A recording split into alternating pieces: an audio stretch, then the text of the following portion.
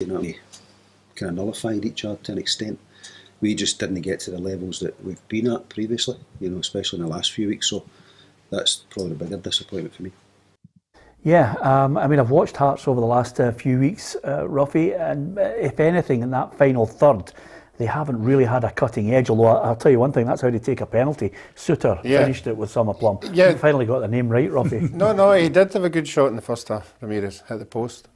Yeah, the strike. That's he also had one that Craig Gordon had put off. Don't bail me out. I got the name. I got the name wrong. I thought it was Ramirez. That's why I never think, because he did have a tremendous strike. That we talked about it earlier. There, if you put your foot through the ball, I think Joe Lewis got his hand to the ball, but it hit it that hard. He just couldn't stop it, and that's the way you take penalties. But as far as Hearts are concerned, you take Boyce out of the team, and the goal threat isn't the same. And that's really evident now with Hearts. He's been a massive big player for them, and they're missing him, and the sooner he comes back the better. Yeah, just overall, Andrew, you've mentioned individuals that the fans are warming to. Do you get the feeling now, can you see something just starting to emerge from this Stephen Glass team? You're starting to see a plan, a structure, the way they're playing. Are you starting to see something you think will drive Aberdeen up the table? I'd like to say yes, but it's early doors yet. And see, if they lose to Motherwell on Saturday, all the good work that's been done this previous week will have been undone. So it's all about getting consistency. But there's a unity between everyone in the stands, everyone in the dugout, and everyone out in the park there that should drive Aberdeen forward. But, it's still early days to be saying that there's something really beginning to grow. But they do play attractive football, and when there's a bit of tempo in the game, Aberdeen are very good. There's still a few question marks about the defence. David Bates, I think David Bates needs to make a really good, strong tackle somewhere and get the crowd off their feet and say, yeah, that's the way to do it. That's what Miller McLeish did back in the 80s, etc. And that would lift his confidence, because at the moment he still looks like a player who's got a few worries in the back of his head. But the team is gelling together nicely. There's still players to come back from injury. So, I think the future's looking a lot more positive than it was, but the consistency is what is needed. But then every team in the country is looking for that. Yeah, absolutely. Ruffy, it's probably good news for us, the way Andrew's feeling at the moment, because we're only a month, maybe 6 weeks away from the Christmas party. So I think we may as well invite him to it now, because he could have brought the whole atmosphere of the Christmas party down if he was getting battered every week. Yeah, that's Ruffy's job. He was beginning. He was beginning to look like a doer Willie Miller.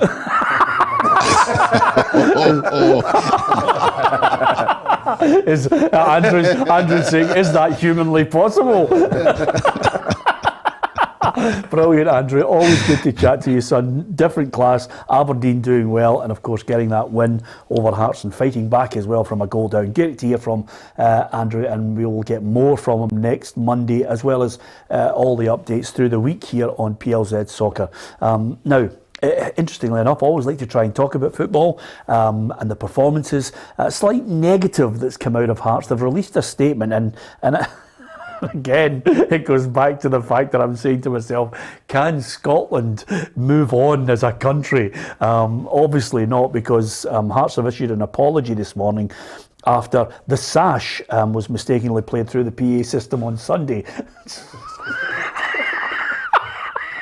So I'm going to read you the statement out now, because I have to stop laughing. During the day's festivities, an incident occurred whereby a song was played over the PA system.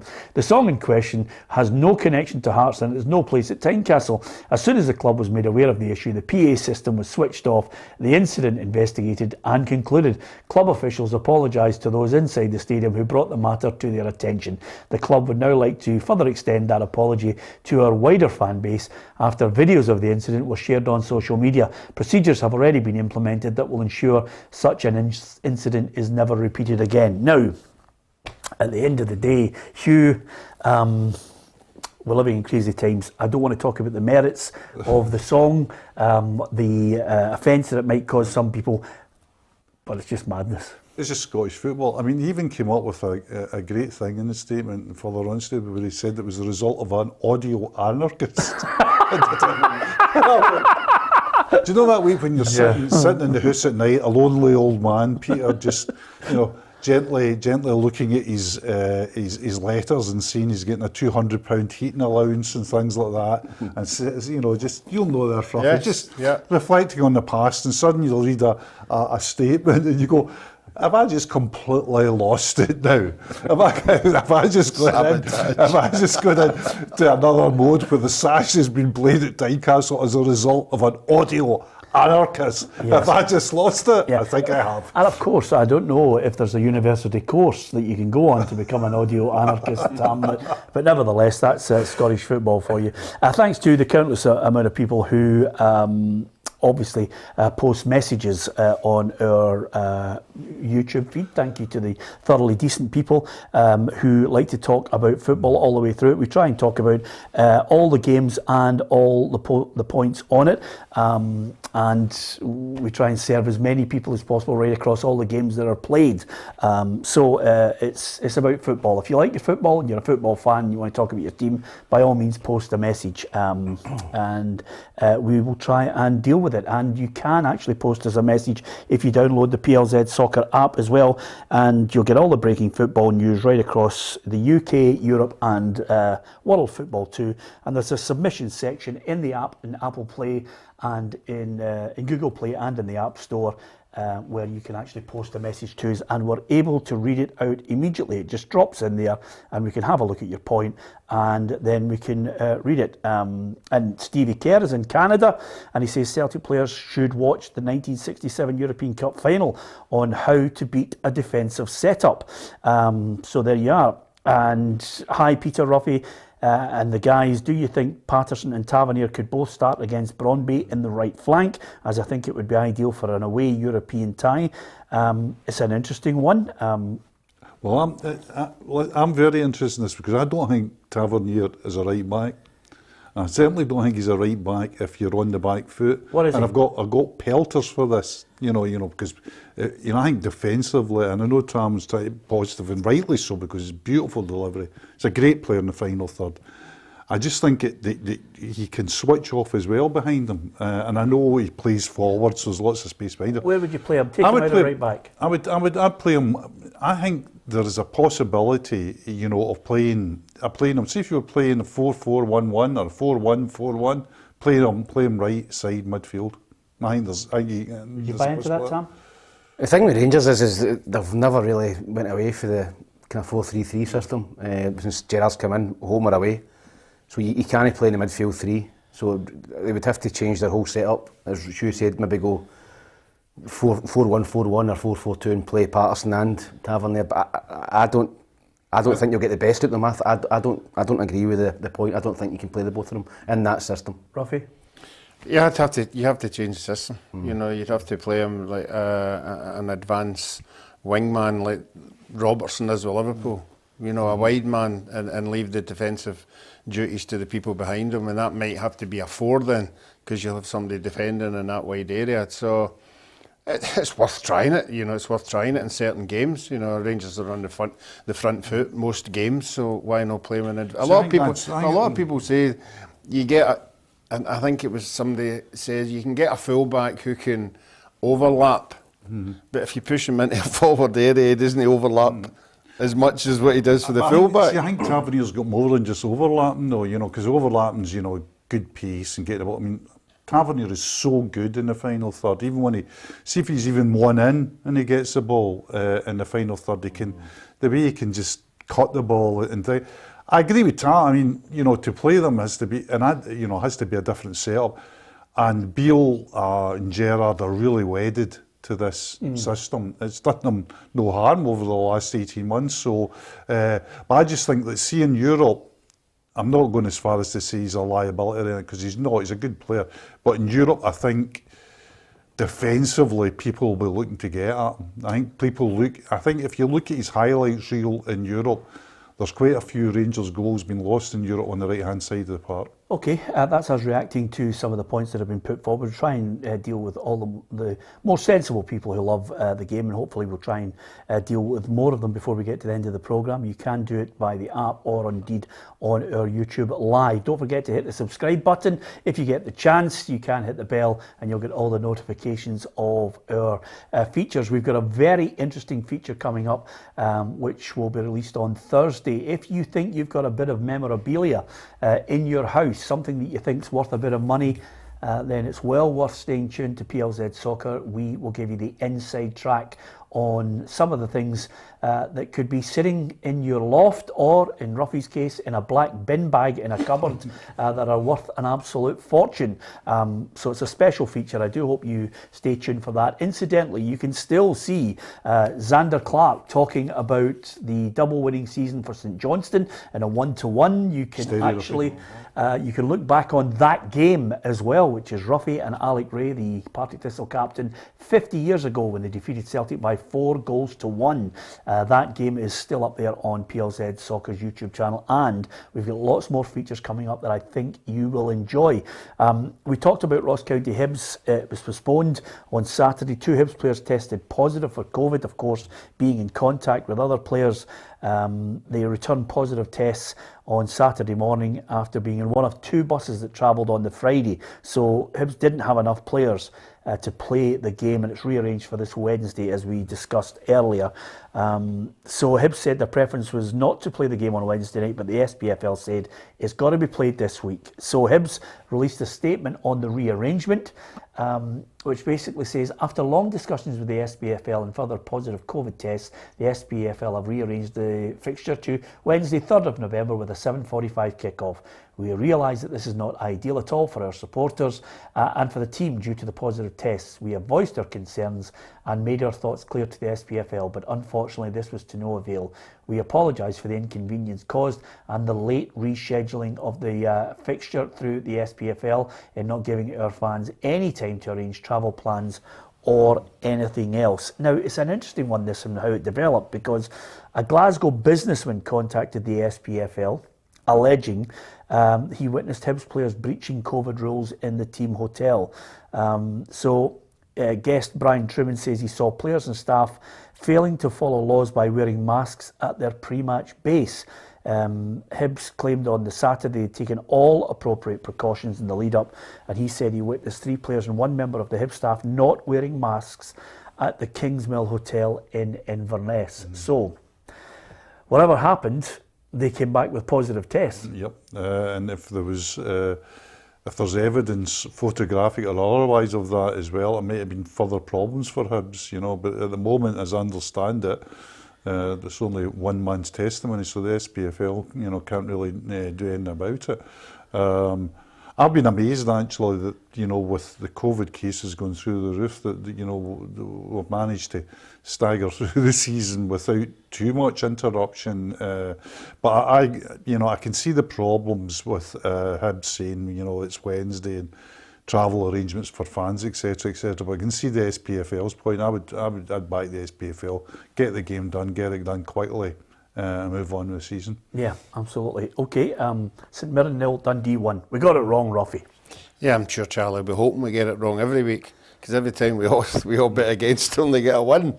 So, no, I think they battled away. You know, when you get a team who gets thumped like that in midweek, you know, that it doesn't matter what team you're with, there is a unity there. You all get together and you all say, right, it's not going to happen again, let's all battle for each other. I just thought St Mirren had an off day. Dundee got the goal at the right time and they just hung in there. And basically what I saw, it looked a poor game, but Dundee will take anything out of that game after the midweek. Yeah, good goal to win it.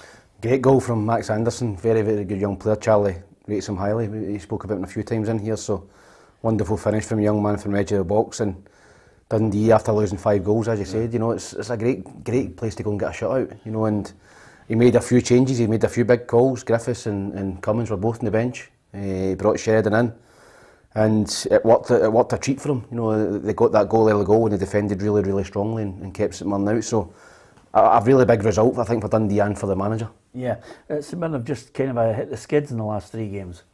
Yeah, but I think this because they've had tough games, and I think what the way to look at St Mirren is Mirren are going to be a team that's, I think, if they stay away from any relegation problems, and I think they will. Yeah. I think that'll be a decent enough season for them. They're still talking about top sixes and all that, but I think they're still kind of that great cliche of work in progress. I think they've had a couple of excellent results this season already. I think Goodwin's building something there. I know he's lost players through injury, and he doesn't have a deep squad for that. So I don't think the alarm bells are going at St Mirren yet. No, not for me at the moment. Yeah, if anybody's lost out on our live feed, hopefully it will come back as soon as possible on YouTube. We had a few technical issues on that. As far as the other game, we're talking about good goals that win games. Dundee United, Neil St Johnstone won. Ali Crawford's goal was a peach. Yeah, he knew he had a defender in front of him and he just sort of slid it round the back of him. The goalkeeper saw it too late, but I'm a big fan of Ali Crawford. I think he's a great, even at Hamilton I thought he was an outstanding box-to-box midfielder, and he always chipped in with a few goals at Hamilton. And I think he's found his way again. He's back in the side, and that goal will give him a lot of confidence. You don't fancy the keeper though, St Johnstone? No, keeper, again, I sit here every year thinking about you can't get a goalkeeper man of the match. Goalkeepers can't win Ballon d'Ors. Goalkeepers can't win Player of the Year. That's why goalkeepers, if you've got a good one, win you games. Performances like that, and we've talked to the big guy in here. Peter's already said that we've got a piece with him on the show later on. How he's known that Scotland squad still baffles me. And there's John McLaughlin's out again. And McGregor's playing first team football. And surely the Scotland manager, I know that you only take 3 goalkeepers. I would make an exception. I'd take 4. I'd just say, come along. You're not part of, you're not going to get a game, but you're part of the squad. The form you're in deserves you to be here. So just enjoy it. Yeah, I'll tell you what. I can't agree with 4 goalies. Yeah, no, neither can I. But listen, but no, you're leaving out an outfield player. You're just taking another person along. Carry the hampers, carry the balls, carry whatever you want. Just be part. Oh, he deserves to be there. Halloween party. Doesn't he want to go and carry the hampers? Does he want to go and just the point I'm making is just take him. It's an extra hotel room. He want to go on holiday with his wife or something. No, he would. Yeah, just out of curiosity, on a positive note though, Xander Clark's saves. Top drawer. Oh, he was top drawer, and that was at St Johnstone, the Predictor. And I've got him to thank for 2 points because he had some absolutely brilliant saves. He was superb. Dundee United, I don't think played particularly well, but any other day they could have won the game if a couple of the chances go in. So great goal from Ali. Great win for St Johnstone, because St Johnstone were just starting to drift down that table. You're looking at the table and you're going, by the way, they're only 3 or 4 points off the bottom, the bottom 2. So big result for them. Yep, absolutely. So here's how the Premiership table looks. Obviously, Ross County Hibs is on the Wednesday now, and you can see from all the games that they are the only 2 who have played 11. Rangers out there in front, 4 points behind them, Celtic and then Hearts and Dundee United locked on 21. But at the bottom end, Ross County, there was a wee feeling that maybe they were just being cut adrift, but they've managed to get themselves closer to the likes of Dundee, Livingston not too far away as well. So it as ever at the bottom is going to be mightily difficult, Hugh McDonald, to call it until we, I think, hit the turn of the year. I still think, I think Ross County and Livingston will be the ones that'll. I still think Livingston will go down. Yeah. I just think you've had a couple of good results and that will happen. But I just think, especially, see around about Christmas time when people know where they are and know what extent their problems is, you could see Ross County under Roy McGregor saying, right, we're getting a couple of really good ones in. You can't see Livingston doing that. No, absolutely. Well, it's going to be interesting. Are you going to change your mind on who you think is going down, who's in the playoff, who's winning the league? Post your message to us from our app or indeed on the YouTube feed. This is the Football Show. As ever on a Monday, we always like to see the 11 players that Gabriel Antoniazzi has selected in the Team of the Week. Xander Clark made 7 saves against Dundee United to keep a clean sheet. Surely Steve Clark was taking notes. James Tavernier delivered again in Rangers' moment of need, with a beautiful volley firing on level before assisting 2 more goals. Jack Fitzwater was crucial to Livingston's point at Parkhead. He headed one off the line in the first half.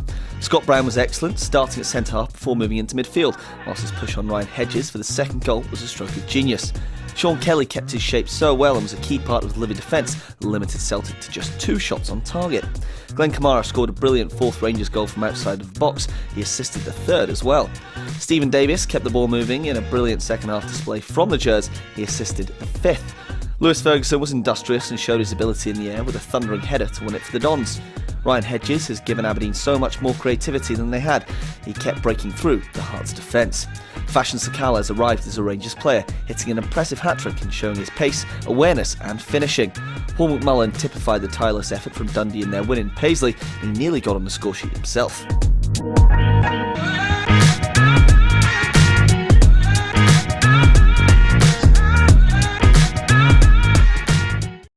Well, I'm having a look at that team. Are you having that team? It looks not a bad team, by the way. It's a good team. The only one I could maybe think is we had Dundee Strychek, the Livy goalie, who keeps a clean sheet at Parkhead, saves a penalty, and he's won the team of the week. So yeah, he's not good enough. That'd be the only one.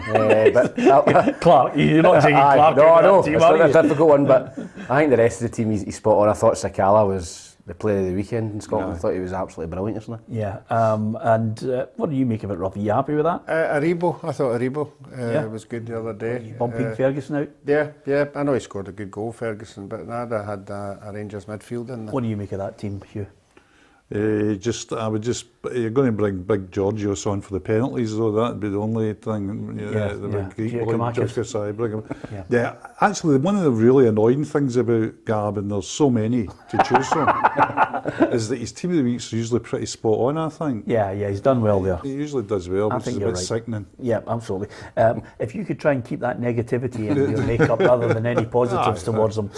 What about the Predictor talking about negativity? let's have a look at that Predictor, and it's Allison out in front with 105. I'm in there at 96. Hugh, you're tucked in just behind me in 93. And of course, as ever with the Predictor, it then falls into the bottom half, which is separated from us, who really don't have the knowledge and are just in it to make up the numbers. So Ruffy's in 87, Gab's 81, and at the bottom on 75, Ruffy, is Tam McManus. Yeah, he could have had a bad weekend, but I mean, you know, he's sitting down there, but he get more points than anybody this weekend because we were all poor, so that'd have been a glimmer of hope for him, but it's horrible being down there.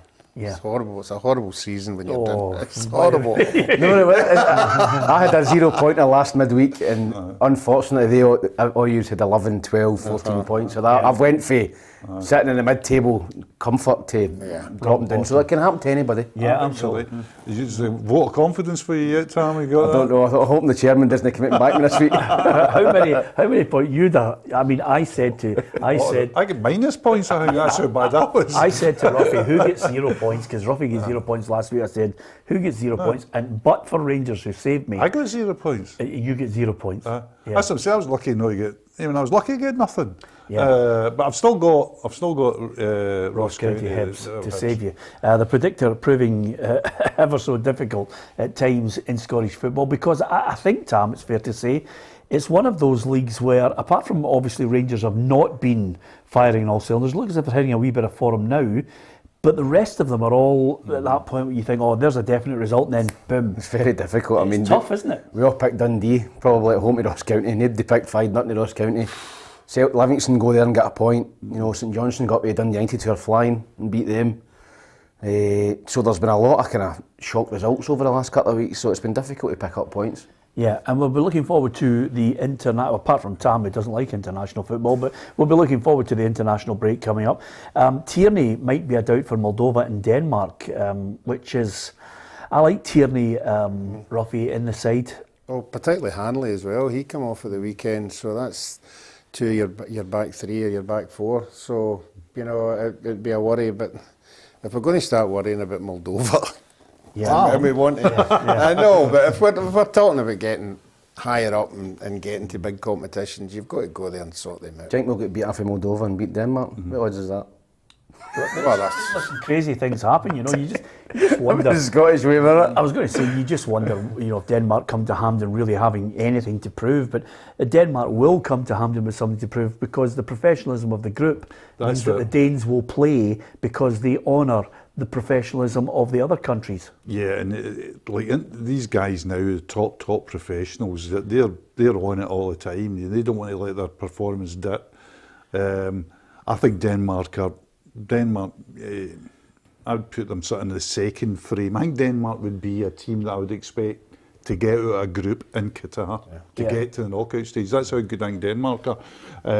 So I wouldn't like to be going there for anything. Moldova, for a man of my age, just brings back, it's like, you know, the Vietnam vet, brings back all the flashbacks, you know, the Georgias, the Liechtensteins, you know, going to games, the Lithuanians, going to games where we just need to win, get 3 points and move on, and we kind of stutter. And I think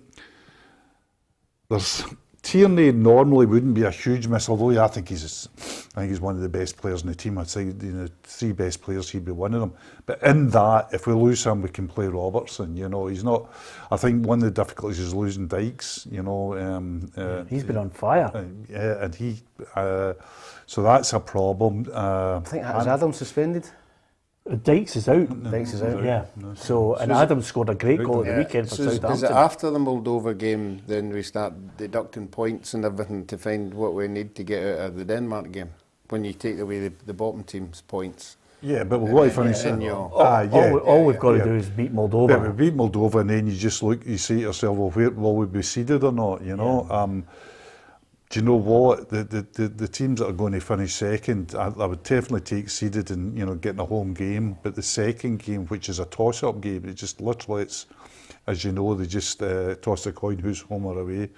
There's going to be it's tough. Very tough. Yeah. Okay. David says, I think Livy will stay up. Just Ross County down, it will be tight at the foot of the Premiership table. Thanks, David, for that message. Lots of people use our app to post their messages. It's always good to try and read them out. Here's one from Marshall who says, any word on Defoe? He's been on Sky as a pundit more than on the bench at Rangers. Love the show, says Alex. I've looked at that and thought it was kind of strange as well. Yeah. I wonder if they've actually just got to a point where he says, well, if you're not involved in the squad, you know, you're okay to get down and do a bit of telly work. You know, I don't like the optics of it though. I don't like the way it looks, and I think some of the Rangers fans will look at it and go, Matt, you know, you're paying him as a player, kind of thing. Yeah. But guys agree with where that. Is he getting in though? Morelos is still there. Sakala scoring goals. Roof's there. He's got the options now. Yeah. Yeah, but still the same for me. I just, you know, I've noticed on the message where some Rangers fans saying, you know, well, you know, we're paying him a wage to be a player. What's he doing on match day? And I've got some sympathy for that. What message board's that? No, that's my usual message board. Ruffy. Yeah. By the way, he was doing a reconnaissance mission. Don't worry about it. Everybody reads the mad boards. I don't read them, but nevertheless, some people do just to get a bit of humour out of things. Peter Grant sacked, 156 days in charge at Dunfermline. We kind of knew it was coming, Ruffy, and finally the axe has fallen. Yeah, they started to get draws and pick up points, and I thought that might have saved them, but 2-0 up at the weekend at Arbroath, and then the defeat and the new owners thing's the big call for me, and that guy who's the sporting director or whatever you want to call him, I think he'll start taking a major part there. I think he'll start, you know, we're the owners, I'm here to look after the club, so I think it'll be that sort of a foreign managership, and they'll bring somebody in, but he'll be calling the shots. Yeah, interesting insight there from Ruffy. Is that from insider knowledge, Ruffy? Yes. Okay then. My one contact. Yes, okay. We now know who's told them that. But nevertheless, Livingston, Dunfermline, I beg your pardon, are a club that people genuinely feel as if they're a big club. I always look at Dunfermline and think they should be in the Premier League. Yeah, I played with them in the Premier League and the Championship, and they're a big club and we were going well. I can remember playing Motherwell at home in the Premier League, and there was about 9,000, 10,000 when we were doing well. So there's a big catchment area down Dunfermline if the team's doing well. They've got a loyal support. They go and travel everywhere and watch the team. not been good enough. You know, no wins this season for Dunfermline. I think they were second favourites to win the league. I fancied them to So win a the lot league of people this year. fancy them to win the league. They're sitting bottom of the league, and as Ruffy says, I think everybody, when they seen 2-0 up, they were broth, and then 4-2 down, I think they knew the end was coming for Peter Grant. So it'll be interesting to see who gets that job. A lot of guys been mentioned, a lot of experienced guys. John Hughes been mentioned, John Robertson, and guys like Kenny Miller, who may be looking for an opportunity to get in. So it'll be interesting to see which direction Dunfermline decide to go down. Yeah, a few points to talk about, Ruffy. The deadline of June 2022 for Partick Thistle to become a fan-owned club, is that likely to happen? Look at the look in your face there. I mean, this is news that's coming out. Yeah. Jags Foundation urging fans to get involved and become part owners of Partick Thistle. It's kind of a hit the skids a wee bit at the moment. It's not hit the skids. There's a deadline date. I think it's, as you said, June. We actually, funny enough, you said that. We are having a board meeting tonight to talk to somebody of the foundation who is where we are going. Ruffy's finally give you a scoop. Yeah, exactly. And where they are going. Yeah. And how it's all going to work. But everybody's pulling in the right direction. It's just how to get it working. It's not as if there's any real worry because the side's playing well. That helps as well, you know, when you're... The side, it's a fascinating division, that. I've watched a couple of games this season in the Championship, and that, I mean, having no surprise I get no points at the weekend because I fancied Dunfermline to win that division, but there's 3 or 4 teams that, you know, not much between. Wraith Rovers are playing well, Dick Campbell or Broth, he's got them playing a certain way, and they'll be...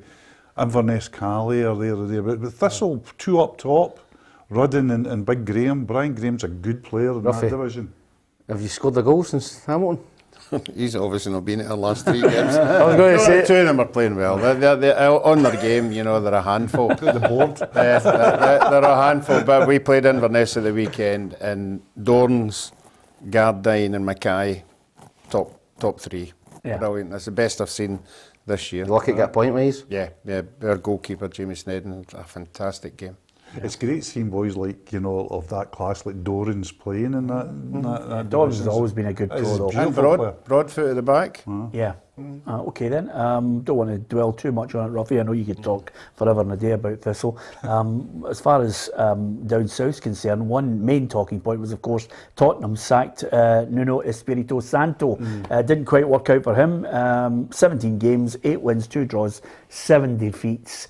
And it all came crashing down. Nuno himself was, I think, very understanding of the anger that was coming from the stands. There are no words that going to solve the situation. The booing and disappointing of the fans is understandable. It's part of our... When they don't see the team that they expect, the team that should play, and I truly believe that we are better than what we showed today, they're going to boo. They're going to boo. It's up to us to change the mood. Well, Spurs changed the mood. They sacked the manager. 10 games. I don't know if they'll accept my application, Hugh, but I want to be the next Spurs manager. It's 10 games. I think it might be a £10 million payoff for him. £1 million a game. He's done well. He's done well. See, what I don't understand, everybody calls, you know, how it says how Levy is such a, you know, a great businessman and a great direction of the club and all that. And I know he plays real hardball when it comes to transfers. But there's no strategy there. You know, I was down there the other week there. I went down and watched them playing in that Europa Conference, which is really funny, watching a team the size of Spurs playing in the Europa Conference League. But the 11 reserve players that they played there, you would say to yourself, well, the first team's not doing very well. One of these guys is going to put their hand up tonight and there'll be quality here. The 11 players, a lot of them, you wouldn't have said, you wouldn't have given that. None of them put their hand up. I wonder if there's a couple of elements that I'm looking at with Spurs, apart from the fact that they're not playing good football at the moment. Maybe Espirito Santo was the wrong appointment, but certainly I think Kane's thrown the dummy out of the pram. I think he is a shadow of the player he once was. I also think maybe Spurs have got quite a bit of money that they have to pay that stadium. I wonder if they're in the Arsenal situation. Yeah, I think they definitely are. But I mean, what you do is you sit down and you say, what's our strategy? What kind of manager you want? And Espirito Santo is a good manager. There's no doubt about that. You just look at his CV, but what kind of football does he want to play? He likes to play in the counter. He likes to play in the counter and all that. And then they're saying to them, well, we want to play in the front foot. Well, don't hire a manager that does that then. Yeah. I mean, it's pretty simple. Especially after Mourinho. After Mourinho, and which didn't fans suit were bored out. know, so you say to yourself, well, instead of that, we'll go down the ring, bring in a young coach that wants to play on the front foot. I mean, you know, have a strategy about what you go on. Another thing is that you have to have a strategy about Kane. What is your strategy about Kane?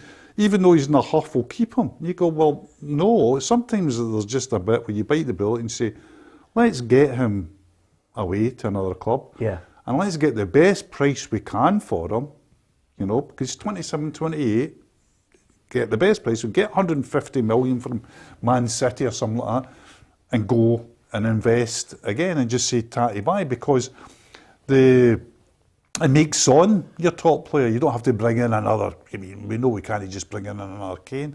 But there's no strategy, no joined up thinking. It's the same as Manchester United. I watch incredibly with Manchester United. I watched West Ham yesterday. And I was saying to myself, see if David Moyes hadn't been at Manchester United, right? Everybody would say he's a candidate to replace Ole Gunnar Solskjaer. Yeah, you would be saying he's the guy to come in and do it because he's got a strategy, he's got a format, he's taken West Ham up the table. But they gave him 10 months. What chance have you got? Yeah, absolutely. And to be fair, I think even though Man United got the 3-0 win, I think Ollie is blessed with the fact that he's a legend.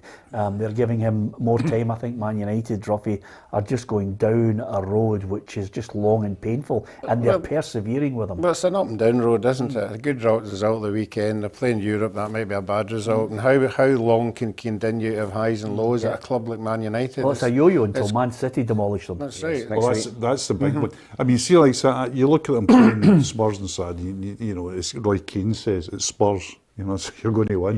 Yeah. But even Roy Keane, with a good Spurs side, would say it's Spurs. Because they expect to beat them. They didn't really look at them as a big club. No. And then, but can you see Manchester United this season challenging for the title? And people laugh at that. And yet you look at the personnel. The personnel is. The personnel's, they've got fantastic players at that club. I mean, see the one that we're talking about strategy again. Why do you pay £100 million for what I think is one of the best wide players in the world? He's only 20, 21. I think he's a future worldie. Yeah. And then bring in Ronaldo. That means you can't play him. You can't play Sancho because Ronaldo's got his place. So you've got this kid that you chased for 2 years. Yeah. You sign him and you don't play him. People say, well, maybe he's not playing well. Look at the number of minutes he gets. Yeah, when he plays for England, he's man of the match. I mean, what's the strategy there? Yeah, there is no strategy. And I think it will all become evident over the next few weeks as well there. But who knows? What I can say is, you talk about Ronaldo, his technique for his goal at the weekend was sensational. McManus, like. Yeah, absolutely. Well, the volley at Ibrox. Oh, that volley. Thought we'd mention it for you, Tom. An absolute peach. Marginally better than mine. Yeah, I don't think it was. No, it wasn't. No, yours was belter. Yours was a belter. We might as well put you on a high because you're at the bottom of the predictor table. Anyway, it's great to chat to Tam. We have put another little rule in on the predictor competition all the way to the end of the season that the minimum, Ruffy, is a very good Italian restaurant. There's none of this. Tony Macaroni's count? I'm not even going to say anything because I don't want to get into trouble with Tony Macaroni's. But it's an Italian restaurant. It's as simple as that, isn't it? Or that's the minimum starting point. There's no chippies or anything like that. No. But and I think we have to add in the Glasgow area. We're not going down to London or anything.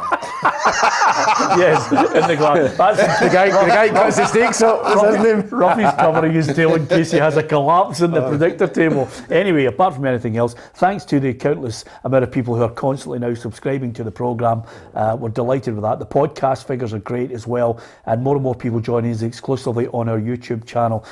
Check out that special feature coming up. If you've got a bit of memorabilia in your house, get it out, look it out, and get ready for our programme later on this week. Thanks to Hugh for joining us. Alison McConnell will be subbing in for Hugh on the Thursday. I think you're off to Germany next week, are you not? Yes, I'm off to Germany. Yeah. Going to visit Union Berlin on Friday, watch Leipzig v Dortmund Saturday and Hertha versus Leverkusen on the Sunday. Yeah, for a minute there, when Some he life, said eh? union, What a life. when he said Union, I thought to myself, there's bears falling off their couches it. everywhere, but it's Union Berlin. So they. Eating the lounge up there. There they are. Exactly. He's used it all, Ruffy, to go to Germany.